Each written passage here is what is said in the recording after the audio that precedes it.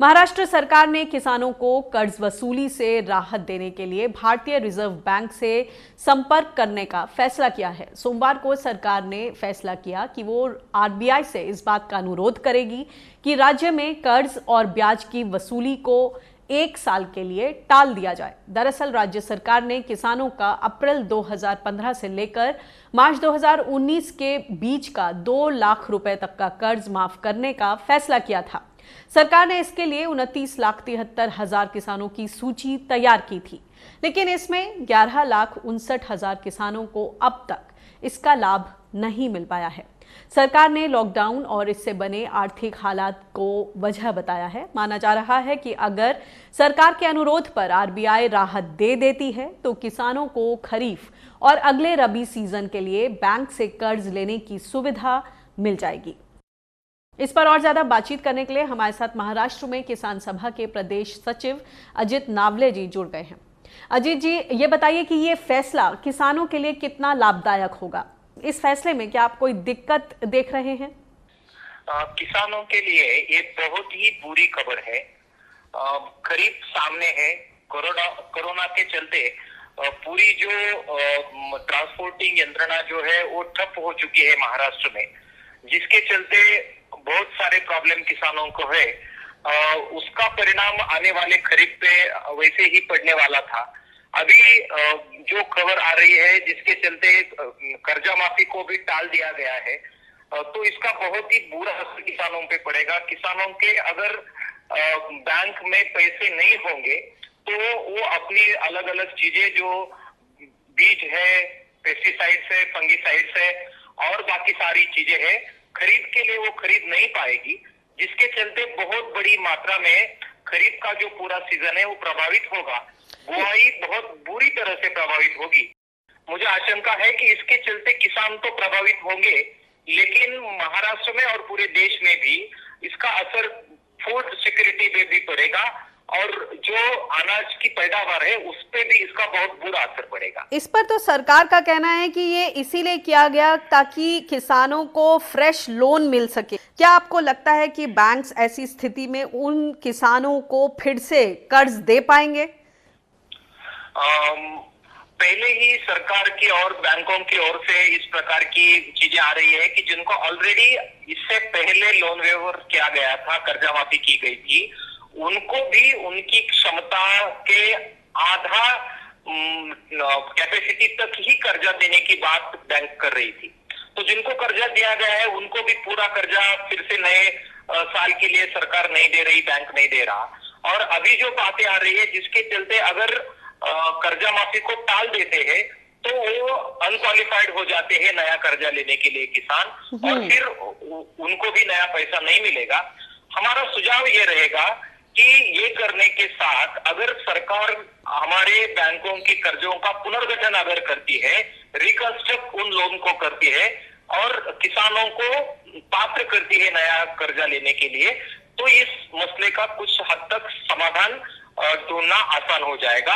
Reconstruction की बात सरकार ने करनी चाहिए। जी, एक और बात बताएं कि जो पीछे ओलावृष्टि, बारिश और इस तरह की सारी दिक्कतें हुई महाराष्ट्र में, खासतौर से पहले सूखा पड़ा कुछ इलाकों में, फिर बारिश हुई, उसके बाद ये कोरोना का संकट, और अब स्थिति ये है कि ट्रांसपोर्ट की दिक्कतें और कोरोना के संकट के बीच जो सप्लाई है वो बहाल नहीं हो पा रही है ठीक तरह से, खेतों में ही फसलें सड़ रही हैं। ऐसे में आप बीमा कंपनियों का किस तरह का रोल देखते हैं? जो बीमा कंपनियों से किसानों को पैसा आना चाहिए था मुआवजे के तौर पे, वो अभी तक नहीं मिल पाया है। महाराष्ट्र में जो क्लेम सेटलमेंट की जो प्रक्रिया है वो बहुत बदतर है। ज्यादातर मराठवाड़ा और विदर्भ, जहाँ से सबसे ज्यादा किसानों की आत्महत्याएं होती है, वहां पे ये क्लेम सेटलमेंट की प्रक्रिया को बहुत बुरी तरह से खराब कर दिया गया है, जिसके चलते किसानों को उनके नुकसान के पैसे नहीं मिल पाए थे। खरीफ के सीजन में लगभग 10 जिले ऐसे हैं जहां पे कोई कंपनी आगे नहीं आई, जिसके चलते किसानों को इंश्योरेंस, क्रॉप इंश्योरेंस नहीं मिल पाया था। 10 ऐसे जिले हैं और वो जिले भी मराठवाड़ा और विदर्भ से है जहां पे ज्यादा आत्महत्याएं होती है। केंद्र सरकार की तरफ से किस तरह की मदद की दरकार है? राज्य सरकार का कहना है कि उनके खजाने में इतने रुपए नहीं है। पहले ही 2 लाख रुपए तक की जो कर्ज माफी की योजना थी उसमें 45 से 51 हजार करोड़ रुपए खर्च होने की बात सामने आई थी।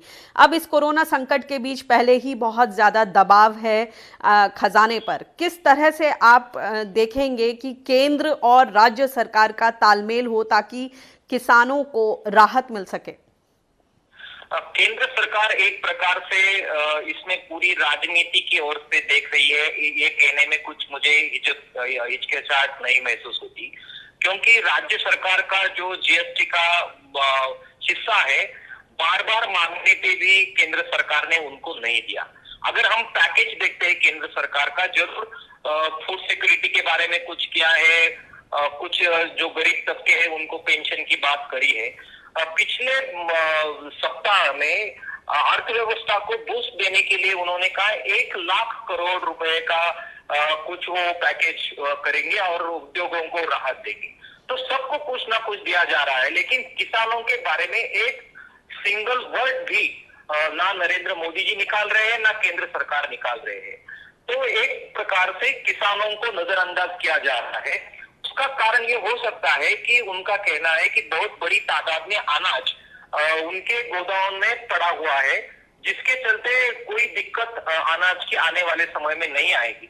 लेकिन अंतर्राष्ट्रीय स्थिति को अगर हम देखते हैं तो वर्ल्ड बैंक ने भी और संयुक्त राष्ट्र ने भी ये बड़ी स्पष्ट रूप से कह दिया है कि आने वाले समय में अंतर्राष्ट्रीय स्तर पे अनाज की बहुत बड़ी दिक्कत सामने आने वाली है, और एक प्रकार से अन्न संकट जिसे हम कहेंगे तो वो उभर के आएगा अंतर्राष्ट्रीय स्तर पे। अगर यहाँ का खरीद बर्बाद होता है, देश में खरीद ठीक से हम नहीं ले पाते किसान, तो भारत में भी ये अन्न संकट बहुत बुरी तरह से उभर के आएगा। केंद्र सरकार इसको ठीक से नहीं हैंडल कर रही है, किसानों को एक तरह से नजरअंदाज किया जा रहा है। मुझे लगता है कि ये इकोनॉमी के लिए भी, किसानों के लिए भी, और जिनको अनाज की जरूरत है उन सभी भारतीयों के लिए भी ये बहुत बुरी तरह से प्रभावित करेगा। जी, बहुत बहुत शुक्रिया इस बातचीत के लिए।